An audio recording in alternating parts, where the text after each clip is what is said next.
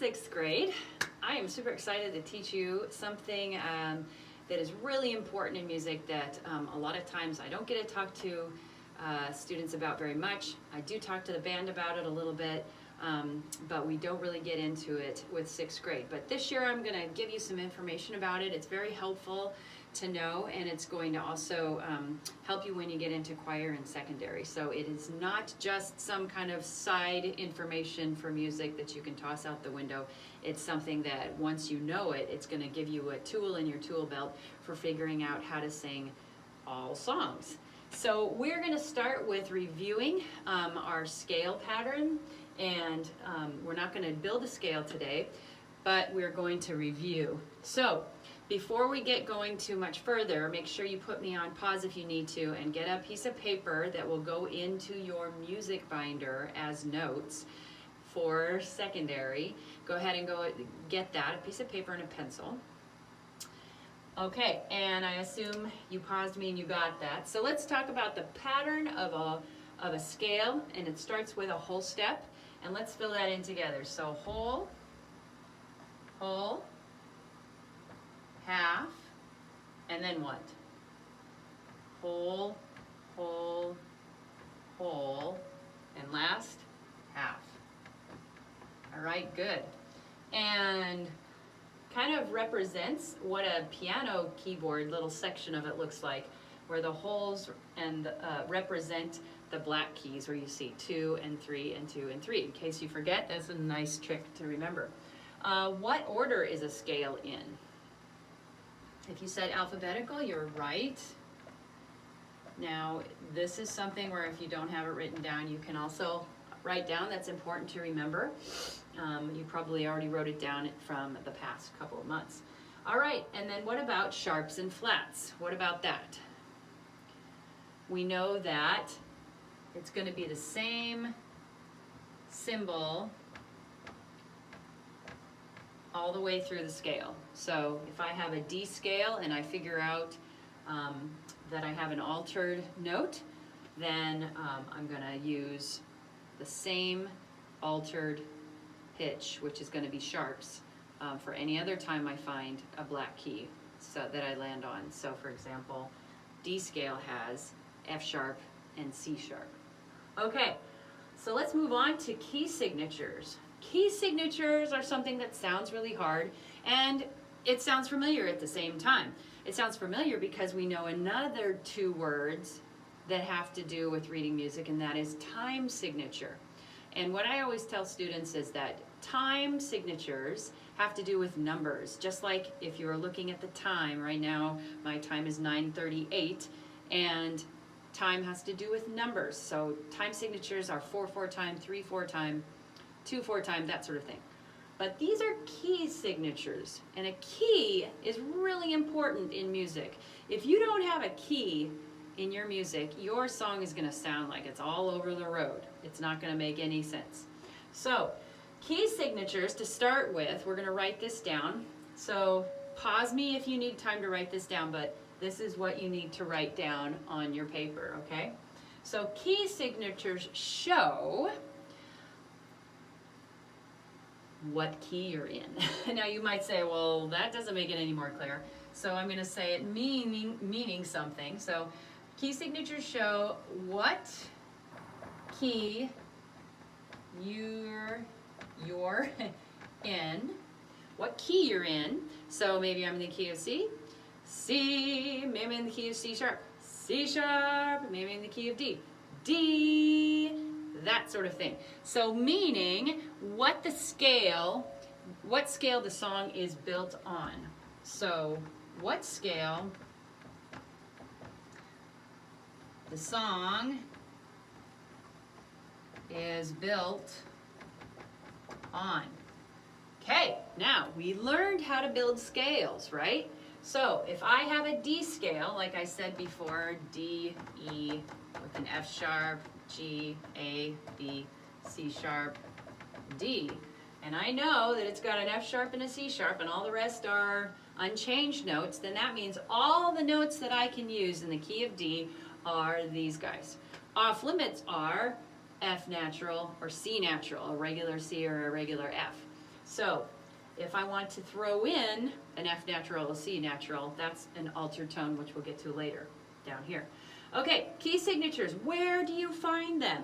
They are located, I'm going to show you an example in some music a little bit later. They are located between the clef.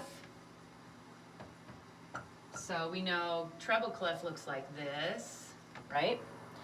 Between the clef and the time signature. I'm writing time sig. So we know time signatures like 4/4 time, and so I would find the key signature right in between. Now sometimes you see nothing there, and that's a key also, that's the key of C. And when you see no sharps or flats, there's one scale that has no sharps and no flats. Do you remember which scale that is? The C scale. So if you go over to your piano, if you have a piano at home, and you find middle C, it's the one that is next to those two black keys. Okay, if you go to the two black keys and you go down to the left and you go in the middle of the piano, that's middle C. If you play C all the way up to the next C, it should sound like a regular major scale, okay? So it's between the clef and the time signature, and if you see nothing there, that means we're in the key of C. That means the C scale is what notes we use for that song. All right, the sharps and the flats represent something. The sharps and the flats, what do you think? Well, kind of like what we just said, a specific scale.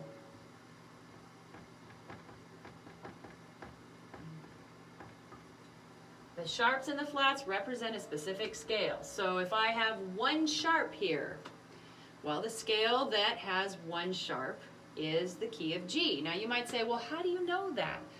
We're going to do that in future weeks. It's just a formula, and it's whenever there's this many sharps or flats, then this is the key you're in. It's a really easy formula. All right, next, key signatures don't show altered tones, or in the band world, we could also call those accidentals. Notes that are sharped or flatted or naturalized, normalized, temporarily in the song, and then you go back to what the notes are in the key signature. So altered tones are not located in the key signature. Okay. Next, key signatures use a specific order and location for the sharps and flats.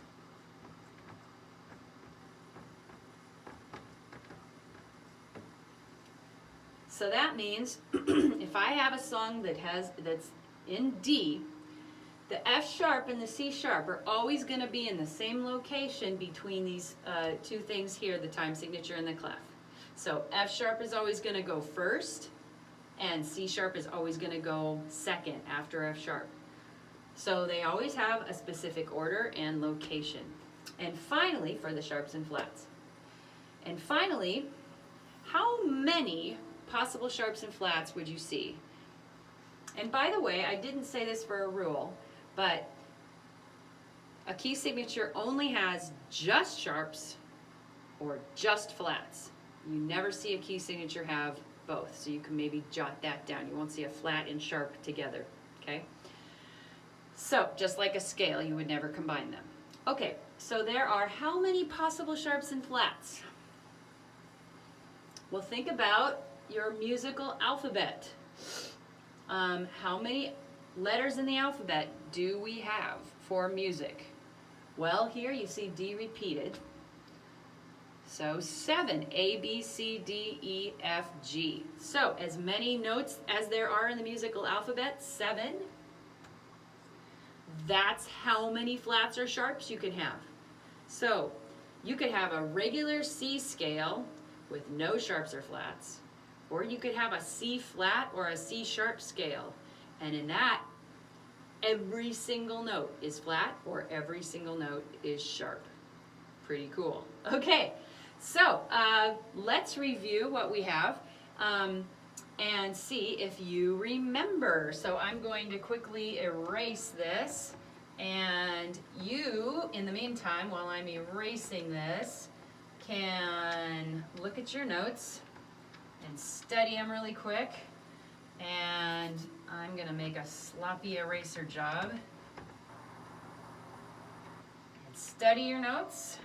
This would be the time where we play the Jeopardy theme. Da da da dum, something like that. I'm waiting for Mrs. Salzman to erase her board. All right, kind of messy, sorry. All right, turn over your paper, turn your paper off. Okay, let's go to the first one. Key signatures show what? Key signatures show what key you're in, that's pretty obvious, and that means what scale the song is built on. All right, key signatures, where are they located? Hopefully you remember between the clef and the time signature. The sharps and the flats represent what? They represent the scale that you're in. So if I have F sharp and C sharp, that tells me I'm in the key of D. Right? The D scale has two sharps. It'll never have anything different. Key signatures do not show altered tones or accidentals. Key signatures use a specific blank and blank. They use a specific order and location. That's right. Okay, and there are how many possible sharps or flats? 7. All right, good. Finally, I'm going to erase the top here, and I'm going to tell you what is the order of sharps and flats. Okay, this is the order of sharps and flats. Ready? You're going to write this down too.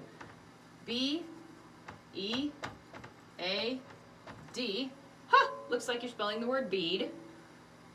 G, C, F.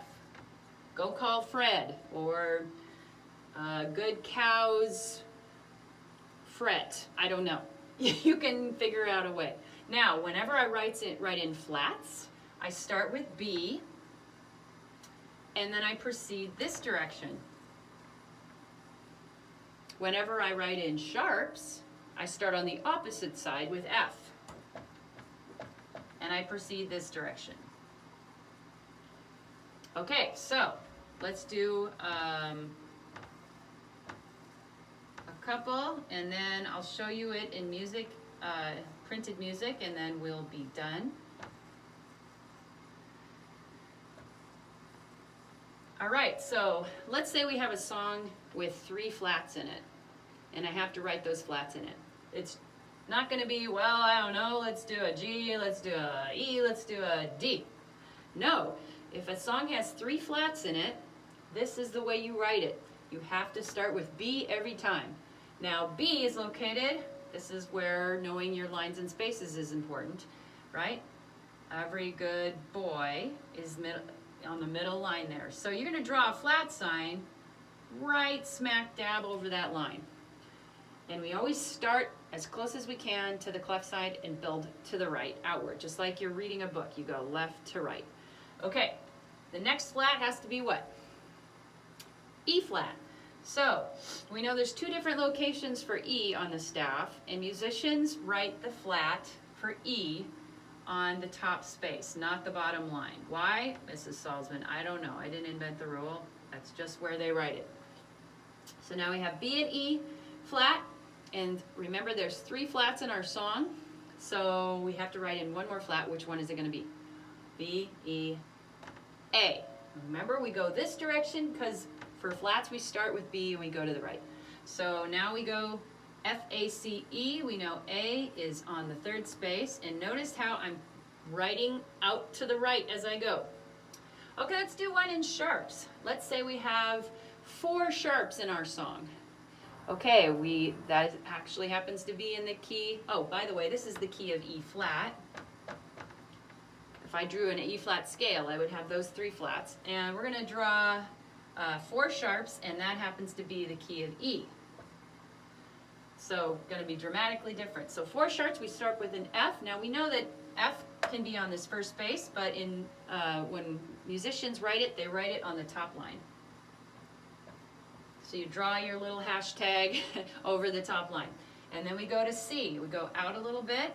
We know this is F-A-C. So we go to the third space. And yes, this would be a good idea to write in if you haven't already. Sorry to tell you that a little bit late. Now we're on G. Now, this is one that doesn't really make sense, but I think what they want to do is just keep the cluster of pitches or sharps together. So we don't want to drop all the way down to G here. We're going to go to the G that's above this line. So G, F, C, G, and then D sharp. Every good boy does. This line, fourth line. And that's what our key signature would look like every time for the key of E. Okay, so lastly, I'm just going to show you some music. And I have the phone turned around, so I'm hoping that I'm going to show you clearly. So here you're going to see the clef, and then you see the time signature 4/4, and then between the two is an F sharp. And that means we're in the key of G. And here's another song, I'll Sell My Hat. Here is the clef sign, here is the time signature, and there's one flat in the song, and it's a B flat, of course, because it has to be B flat, going all the way down the margin too. And let's see if there's another. Okay, Cherry Tree Carol. Here's your flat, or your clef, and here's your time signature. There's nothing there. So what key is that when there's nothing there? C. All right. I hope this was helpful. We're going to review a little bit next time and go a little bit further with it.